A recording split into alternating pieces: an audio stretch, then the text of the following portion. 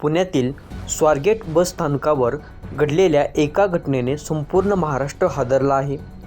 एका सरकारी बसमध्ये तरुणीवर अत्याचार केल्याचा आरोप दत्तात्रय गाडे या व्यक्तीवर लागला आहे.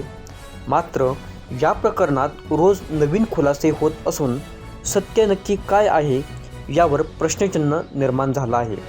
बसमध्ये काय घडलं? सत्य बाहेर येईल का? प्रकरण नेमकं काय आहे? आरोपी निर्दोष आहे की खरोखरच गुन्हेगार? समाज माध्यमांवर चाललेली चर्चा खरी आहे की खोटी? आरोपी आणि त्याच्या पत्नीने दिलेले जबाब तसेच वकिलांनी केलेले दावे यावरून नेमकं आरोपी दोषी आहे का की या प्रकरणाला दाबण्याचा प्रकार घडत आहे? आता आपण नेमकं प्रकरण काय आहे संपूर्ण माहिती पाहूया.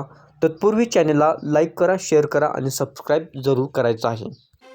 पुण्यातील स्वारगेट बस स्थानकाजवळ 25 फेब्रुवारी 2025 रोजी पहाटे एका 26 वर्षीय तरुणीवर बसमध्ये बलात्कार झाल्याची धक्कादायक घटना घडली. आरोपी दत्तात्रय गाडे याने स्वतःला कंडक्टर असल्याचे सांगून पीडितेला मदतीच्या बहाण्याने बसमध्ये नेले आणि तिच्यावर अत्याचार केला. घटना घडल्यानंतर तो फरार झाला. 26 वर्षीय तरुणीने पोलिसांना तक्रार दिली की बसमध्ये एका चालकाने तिच्यावर अत्याचार केला. या घटनेनंतर पुणे पोलिसांनी मोठ्या प्रमाणावर शोध मोहीम राबवली. आरोपी गाडे याच्या विरोधात विविध पथके तयार करण्यात आली.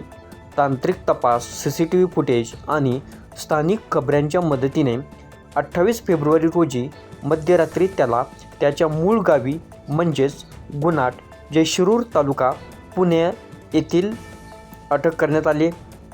दत्तात्रय गाडे हा पुण्यातील काही भागात गुन्हेगारी पार्श्वभूमी असलेला व्यक्ती आहे अशी माहिती समोर आली. त्याच्यावर याआधी चोरी, चेन स्नॅचिंग आणि दरोड्याचे गुन्हे दाखल आहेत ही सुद्धा माहिती समोर आली. 2019 मध्ये तो जामिनावर सुटला होता आणि तेव्हापासून तो गुन्हेगारी प्रवृत्तीच्या हालचाली करत होता अशी माहिती समोर आली.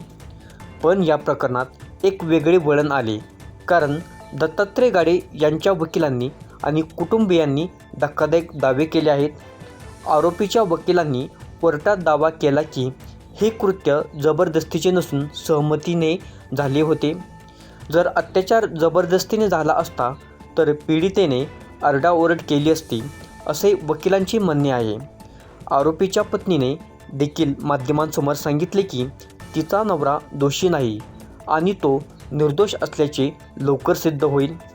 त्याचप्रमाणे आरोपीचा नवा दावा, ज्यामुळे या प्रकरणाला आता भीषण वळण मिळाले आहे. कारण पोलीस चौकशीत दत्तात्रय गाडे यांनी असा दावा केला की तो तृतीयपंथीय आहेत आणि त्यामुळे महिलेशी शारीरिक संबंध ठेवणे त्याला शक्य नाही. एवढेच नाही तर त्याने हेही सांगितले की त्यांनी आर्थिक फायद्यासाठी समलैंगिक संबंध ठेवले आहेत. न्यायालयाने दत्तात्रय गाडे यांना 12 मार्चपर्यंत पोलीस कोठडीसुद्धा सुनावली आहे. आता पीडितेचे आणि आरोपीचे दावे पूर्णपणे परस्पर विरोधी आहेत. त्यामुळे नेमकं पुढे काय होणार, सत्य काय आहे हे पुढील तपासानंतरच स्पष्ट होईल. या घटनेच्या मागे अजून काही मोठे रहस्य दडले आहे का? या प्रकरणाचा अंतिम निकाल काय लागेल? सत्य समोर येईल का की अजून काही धक्कादायक खुलासे बाकी आहेत? तुमच्या मते या प्रकरणात सत्य काय असू शकते?